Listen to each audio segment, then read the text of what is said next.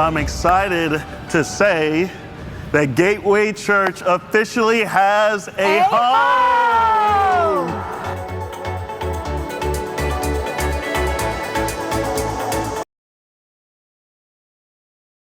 From being portable to our first permanent location in Katy, and then our second permanent location in Magnolia, we have seen God's goodness, faithfulness, and provision. We are truly in the middle of a miracle. Over the past year and a half, God has been speaking to us about creating a distinct, localized identity. We believe the Lord has given us a new name. This next chapter is about obedience and stepping out in faith to be who God has called us to be. In Scripture, when God changed the name, He was speaking prophetically to who that person was to become. I believe today, God is speaking to us to look forward to who we are to become. I am excited to announce. Hello, ladies and gentlemen. Welcome again to a brand new video on this channel. Thank you so much for subscribing. Thank you so much that you could click on that thumbnail, click on that notification to watch our video for today. So on today's video, we are looking into the latest update from Gateway Church. If you're not aware, mid-June, Pastor Robert Morris, the founder and senior pastor of Gateway Church in Dallas, Fort Worth, he was exposed by a lady now in her 50s. Her name is Cindy Climshire, who said that in the 80s, Pastor Robert Morris molested her from 1982 to around 1987 when she was just 12 years to around when she was 17 years. Immediately after this expose, Pastor Robert Morris released a statement and he said that previously he had acknowledged an inappropriate behavior with a young lady, but the details shared by Cindy showed that he omitted a very important detail, which was the young lady he used to refer to was actually a young girl, a preteen. So since then, he resigned from Gateway Church. Some of the elders resigned from Gateway Church. Also, his son, who was predestined to succeed him after he retires in 2025, also resigned.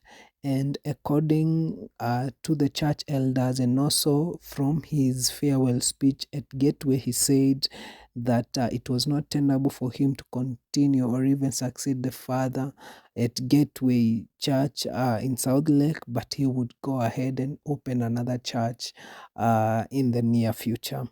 Now, the latest update is that Pastor Robert Morris' son-in-law, Pastor Ethan Fisher, and his daughter Elaine Fisher, who is married to Ethan, they are the founders or the planters of Gateway Church Houston, so which was founded in 2019.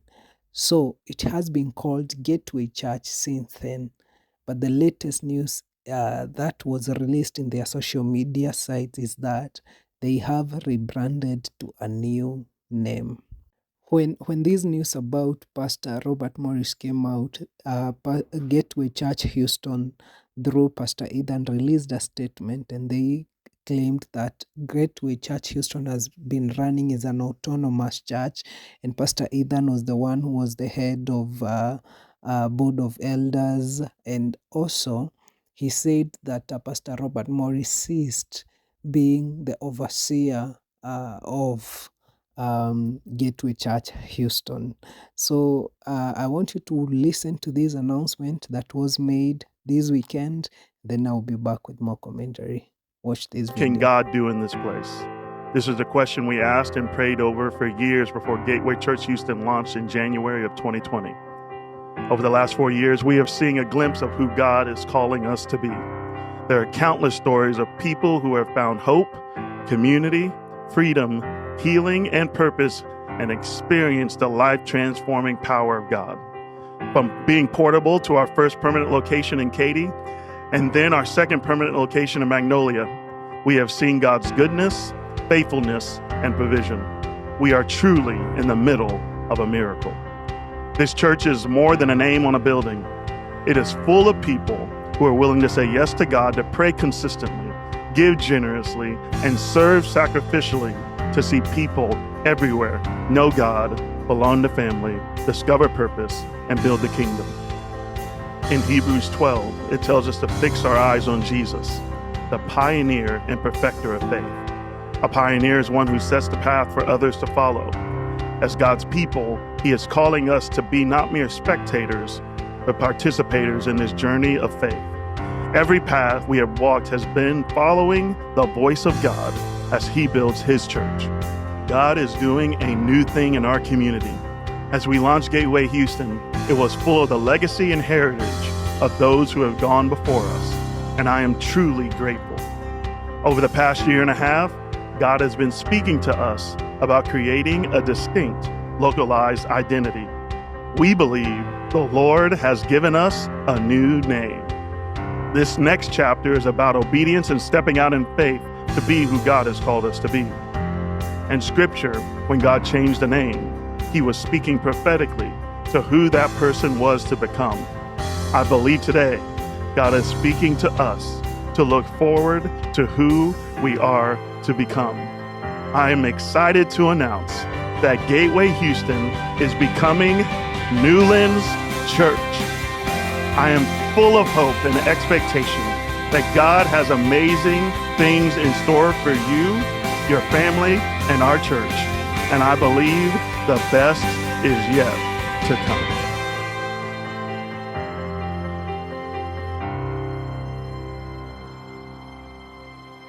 Wow, that's quite some news. In the statement that was released on their social media page, and I think on Instagram, they said that this idea of rebranding has been in the past year and a half, and that God had been speaking to them about creating a distinct, localized identity. So from this statement, it means that it's just a mere coincidence that they are rebranding after what transpired at Gateway Church, which is the mother church of Gateway Church, really. And I believe it's just cutting ties with the Gateway Church in Dallas, Fort Worth.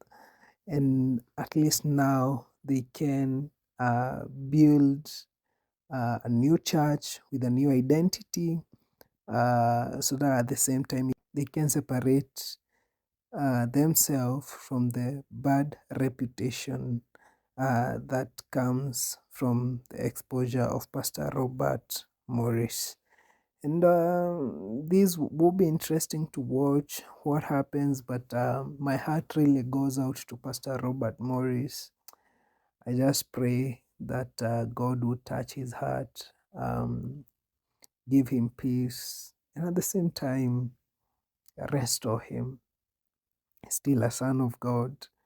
And Gateway Church has been trying as much as possible to cut loose Pastor Robert Morris even after he resigned. First of all, they deleted all his sermons from their YouTube pages, from their website.